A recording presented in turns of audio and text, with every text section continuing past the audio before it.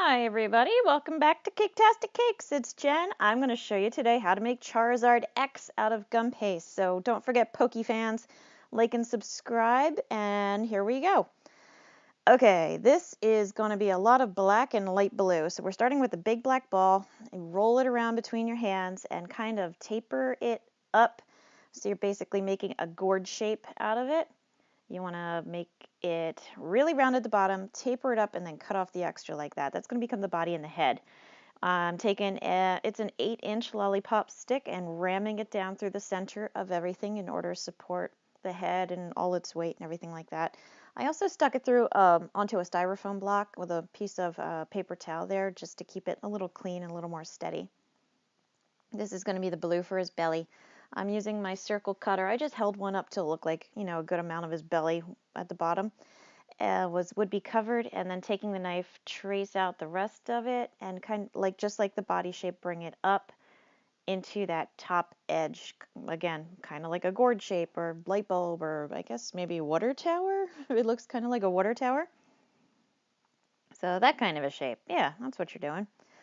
Using water, I just put it on there, make sure it's all at the right height and everything. Trim off the extra on the top, and that bottom, you're just going to end up folding it underneath.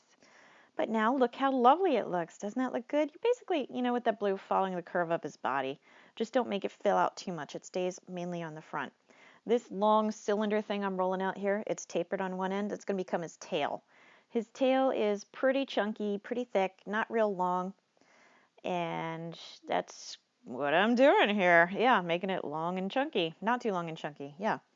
I'm going to mail this guy, so I had to curl his tail up against his body just to keep it safer in shipping. But if you guys are going to use it on your very own cake, then you don't really need to worry about that kind of a thing. You can have it sticking out or having it lay however you want. I just rolled it out a little bit more, as you saw there, just to get the edge cleaned up a bit. Make sure it's nice and smooth. In order to hold the tail in place, and like I said, I'm mailing this, so I had to give it some extra support. I'm using a piece of a lollipop stick and basically going to ram that sucker right on up in there. And again, using some water, press it into place, push that tail right up against it. Later on, we're going to add some fire to the end of his tail, and I am going to have it so the fire is touching his back, again, for the extra support. And again, if you guys are doing it for yourselves, you can have it looking really cool and sticking out or up in the air, or however you want to do it. You just got to make sure you support it and hold it in place. So since I am tucking it up, I am using a little bit of water just to keep everything locked in. Now it is time to do his legs. We're going to do his back legs. He kind of goes on 2 and 4 feet. His hind legs, we're going to say hind legs. I made a circle, smushed it down as you saw, and cut it in half. These are going to become the haunches, the knee part that comes up and down, not the foot part, the leg part of the back legs. So as you can see there, I rolled it out a little bit. I left it fat at the top, but tapered it into the bottom in order to make it look like it tucks under his legs a little bit more. Yeah, you can see what I'm doing right there. So if it looks good, if it's a good height, you could trim it down if it's a little too tall or too high. But you want it to go about, halfway up toward the neck part of his bottle-shaped body. And I was using my fondant spreader there to just press it evenly against the leg, because he's very symmetrical. So you don't want to have, you want to minimize, I should say, any type of, finger marks or lumps that might make one side of him look a little different from the other. So you did the one side, now we're going to do the other side. And the same idea, you got your half a circle that's kind of thick. We'll start about halfway in the middle of the circle and roll downward to make it thin again. I held it up to the other one just to get the size, make sure I wasn't going too crazy with it, making one really tall leg and really skinny and the other one short and fat. You want to keep it as balanced as you can. And again, a little bit of water on your paintbrush, and then press it into place carefully. Carefully you don't mess up that nice smooth curve at the top. And look at it from the front too to make sure it's placed evenly. I think I ended up moving this one leg back a little bit. I don't remember. Or maybe I just did it so perfectly the first time that I didn't have to touch it, which of course is possible because perfection is my middle name here. Anyway, I think I did actually end up replacing it. I just cut that part out for you guys because you don't need to see it. It gets boring. All right, this is going to be his little paws. I took my little cylinder that I made, my little hot dog, and cut it in half. And those are going to be his little back feet. They're going to tuck under his body, so basically just the top of his foot and the toes are sticking out. I know Charizard X, his feet do come out a little differently, but again, because I'm mailing it, sometimes you got to take little shortcuts to add stability and safety to it. So I flatten it with my fingers, just a little bit on the top and on the end, and then using my pokey tool or my pressy tool, just make 2 indentations to create the illusion of 3 toes. Lift them up, and then a little bit of water, and then set the body down. You want to set it down so that the foot is mainly coming out from under the body, but the edge of it lines up with the outside edge of the back knee leg part. All right, this is going to be the arms, his little spindly T-Rex arms he's got going there. Very long, skinny hot dogs, just little guys. And once you get the size right, like I was just holding up there, I'm rolling it off a little bit right there to create a wrist because he's going to have just a little hand with 3 little toes. So flatten out that edge that you decide you like and make 2 little slices to separate into 3 sections. So now we got 3 squared off toes. And using your fingers, just pull the toes apart, pinch them, roll them a little bit gently just to kind of, round off the tip, make it a little bit pointy so he doesn't have big old square toes coming out. See, now he's got pointy little toes. Isn't that lovely? I just love it so much. Okay. And you could pose the arms however you like. I had to have them tucked in against the body, and I didn't want the fingers sticking out either. So I kind of curled his hands as if he were making little fists because he's got a lot of pent-up aggression. And he's just shaking with rage. Bend them right in half to make an elbow joint, and bend it nice and sharp. Don't let it be like soggy Adventure Time arms. I've talked about those before, how they seem like they have no bones. You want to bend it right in half and sharp, pinch it off kind of, and when you get a good angle going, add your water, press it into place. Now the shoulders are down lower. They just come up, they start right where after the body starts to taper into the neck. So don't place them too high up on the neck or it's going to look kind of weird, okay? So just pay attention to that. All right, that's just the other arm, making sure it's the right size, making sure it's, the right thickness and the right length. Roll off that little area for the wrist. Do your 2 cuts to make your 3 separations. Roll them off to make nice pointy little toes. And there you go. You got another little arm. I said T-Rex. Did I have 2 toes or 3? I don't remember. And again, you could have him holding something, have his hands in a different position. I had him, steaming in silent rage with his little clenched paws. All right, now I'm going to get to the head. We are going to do the top part of the head. His jaw, his bottom jaw is going to be blue. So this is going to be black. This is just going to be the top half. Make yourself basically a kidney bean or, that kind of a shape. The one end, I guess more of a pear because it's thicker in the back end than the front. As you can see, I took a knife, cut a wedge out of the thick end, and I'm pulling and rolling and pointing to create 2 horns that are all one piece and part of his head. Okay, the tool I'm using there, I press down across the muzzle. That's going to kind of give him a ridge where his eyes and his nose separate. Pressed in the 2 sides to make the nostrils in the front. And the eyes are going to be kind of like triangles. You're going to have a flat, wide bottom and 2 little angles to go up top. His eyes are not real wide or real big. So you can see what I'm doing there in the front for the nostril. Just press and lift like that. Lift, lift. Yes. And you do it on each side. And using your tool, you do the line in the center. Separate like that on each side to kind of highlight the brow, I guess you would call it. And if you get a real smart mark like I did there where I kind of pressed too hard, just rub it out a little bit. All right, so now you can kind of see he's got a nose, he's got a muzzle, he's got contour around his eyes that branch off into the back into those nubby little horns. And they don't have to be real pointy, but make sure you kind of curve them upward because I did notice that they curve upward there at the back. Okay, and once you get that part done, just put it aside. All right, now we're going to get to the bottom jaw. We're using that light blue color, the same light blue that his belly was. You're going to have a thick piece that you kind of roll out, and then just like we did with those back legs, you're going to roll it thinner as you get to the front. That's going to become the bottom jaw and then the jaw itself. So he's got kind of the big jaw muscles in the back, and then it goes thinner to the front. Cut off the edge in the front to square it off when you get a nice thickness and a nice, size. Basically, you're making a triangle wedge. For any of you guys who have to wedge or shim it, if you have to shim things, that's what you're doing. So when they measure them up and put them together, it's just going to go together like that. Just press them together into place, a little bit of water, hold them into place. All right, you saw me, I just trimmed down my lollipop stick there and then stuck his head on. And he looks pretty good already, I gotta say. Go May. All right. Pokemon, I gotta say, are fun to make because they are, I don't know, colorful and have different shapes. And because they're not real, you can make a Pokemon and it doesn't have to look perfect because there is no Charizard running around in the wild like if you made a horse or a dog or a person. A little bit of pressure is off you there. All right, these are just 2 little shoulder spikes, again, in the same blue. Make yourself 2 little teeny tiny ice cream cones, make them about the same size, and then stick them on his little shoulder.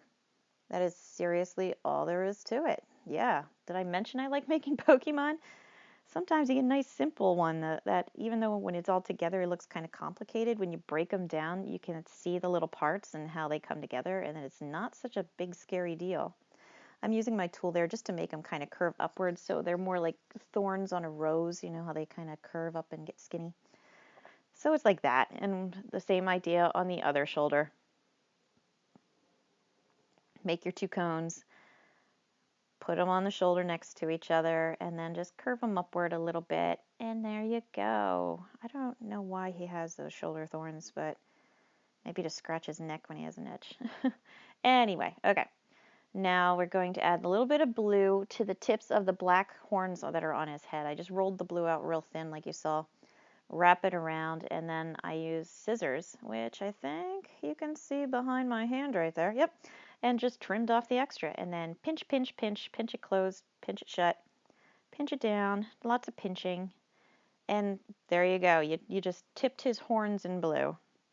And one side, you got to do the other, the same thing, wrapped it around, use my scissors, I'm going to trim it off after I get it the right length. You got to make sure your lengths match up because otherwise it will look silly. Now using the scissors, going to trim off the extra, and then pinch, pinch, pinch again. There was a lot of pinching. I mentioned the pinching before, right? I think I did. All right, once you get the horns in place, put it aside, and you're going to start making fire. And the fire that Charizard X has is blue with white inside of it. So I just took 2 pieces of blue with a piece of white and smushed them together and then rolled it out into that, well, I don't know, what shape is that? A big oval kind of a shape, rounded off rectangle shape. And I picked one end and said, okay, that's going to be the bottom. Cut little wedges out of each side. You're basically cutting little triangles out. As you get further up, just cut a little more wedge, and then point it. Same thing on the other side, just a wedge and then point it off. Taking the tip right there. And basically do the same thing on each side in order to make the fire.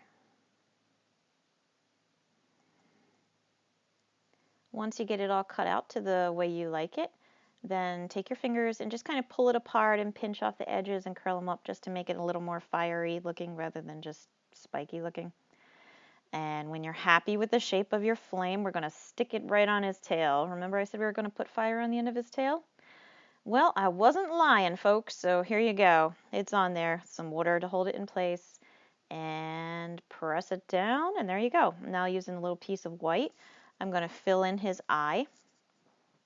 And don't forget, his eyes were kind of triangle shaped, so they're very long with a little point in the center at the top.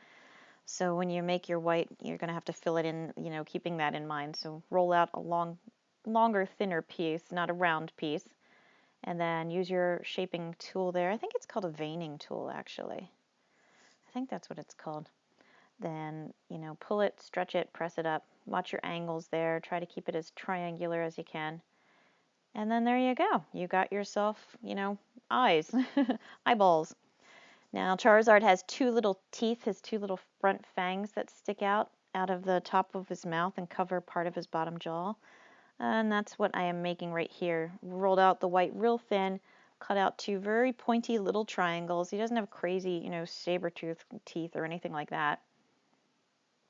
So they shouldn't go past the bottom jaw, the bottom of the bottom jaw, but they should come out and be, a noticeable enough length and size to make it look like he's got his two little fangs coming out here. And there you go. You can see him there. Cute, right? Yes, they are cute. Thank you for noticing.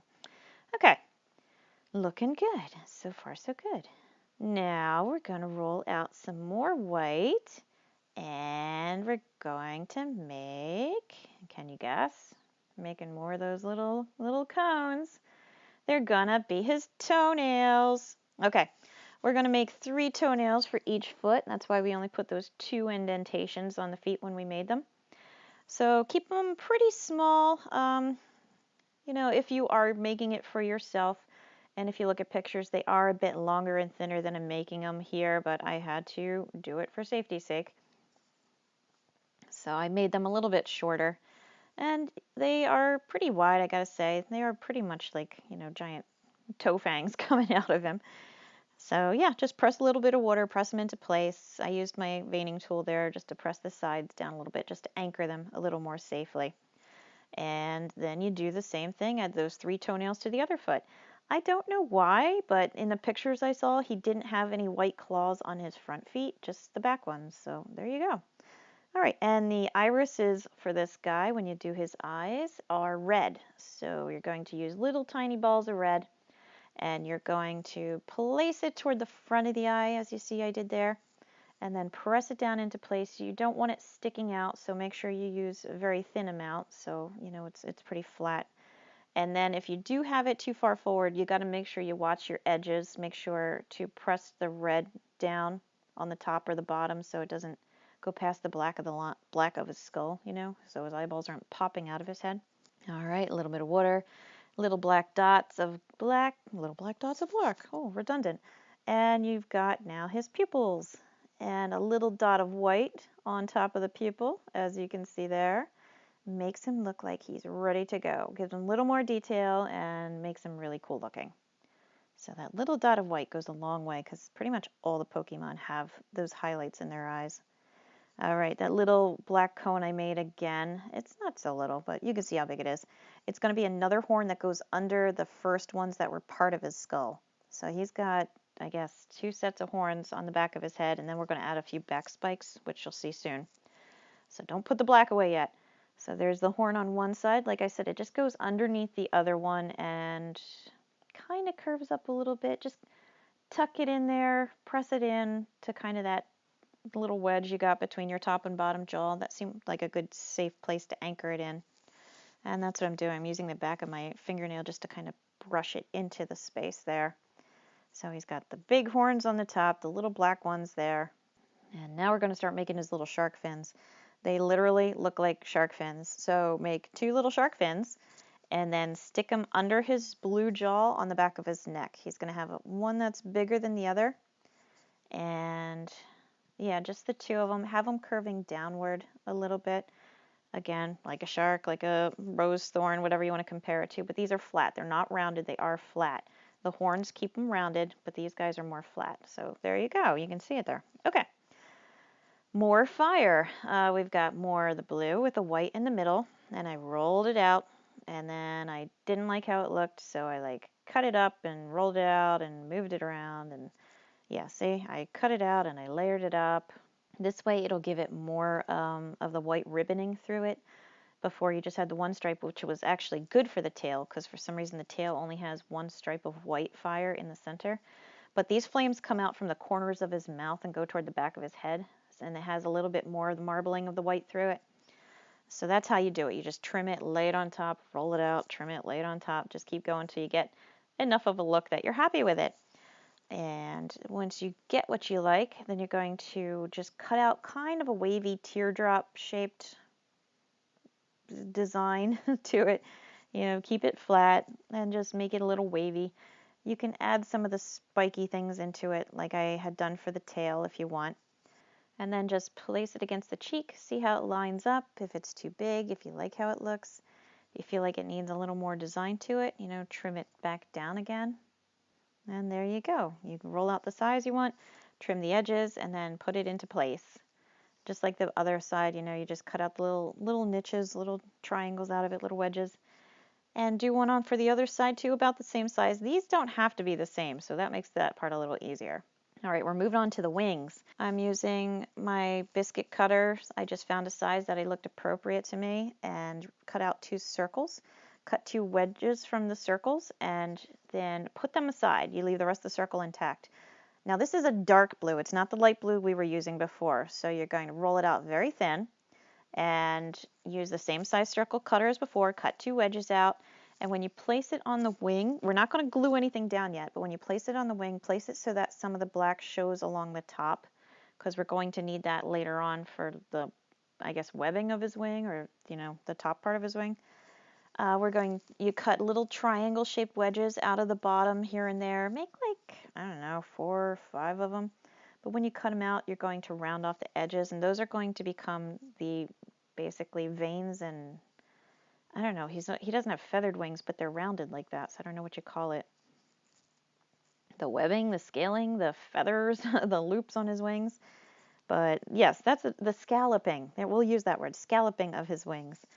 All right, so when you have it all measured up, all cut out, I'm going to use something different here. These are popsicle sticks. You can get them in the craft store at Walmart, you know, anywhere, any place like that. You can get these guys.